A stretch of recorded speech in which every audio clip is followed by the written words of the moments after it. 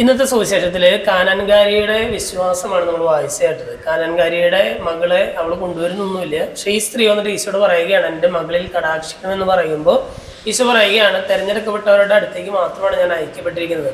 അപ്പോൾ ഈ സ്ത്രീ ഈശോടൊക്കെ പറയുന്നുണ്ട്, എന്നാലും യജമാനന്മാരുടെ മേശയിൽ നിന്ന് വീഴുന്ന അപ്പകഷ്ണങ്ങൾ കൊണ്ട് നായ്ക്കളും ഭക്ഷിക്കുന്നുണ്ടല്ലോ എന്നൊക്കെ പറയുന്നുണ്ട്. ഈശോ ഈ സ്ത്രീയോട് പറയുകയാണ്, സ്ത്രീയെ എൻ്റെ വിശ്വാസം വലുതാണെന്ന് പറയുകയാണ്. ഈശോ പോലും അപ്രീഷിയേറ്റ് ചെയ്യുന്ന ഒരു വിശ്വാസം ഈ കാനാൻകാരി സ്ത്രീക്ക് ഉണ്ടായിരുന്നു. എന്ന് പറഞ്ഞാൽ ഇവരുടെ മനസ്സിലൊരു നിയോഗം ഉണ്ടായിരുന്നു.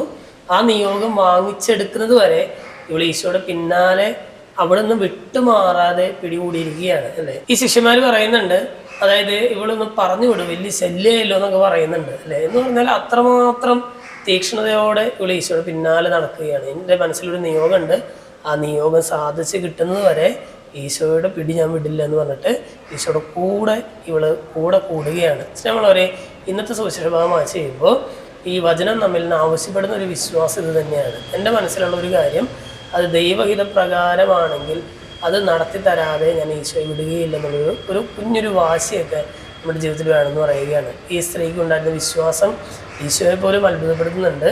ഈശോയെ പോലും അത്ഭുതപ്പെടുത്തുന്ന രീതിയിലുള്ള വിശ്വാസത്തിൽ എത്തിച്ചേരാനായിട്ട് നമുക്കും പരിശ്രമിക്കാം. അങ്ങനെ വിശ്വാസത്തിൽ ജീവിക്കാനായിട്ട് പരിശ്രമിക്കാം. ദൈവം നമ്മെല്ലാവരെയും സമൃദ്ധമായിട്ട് അനുഗ്രഹിക്കും.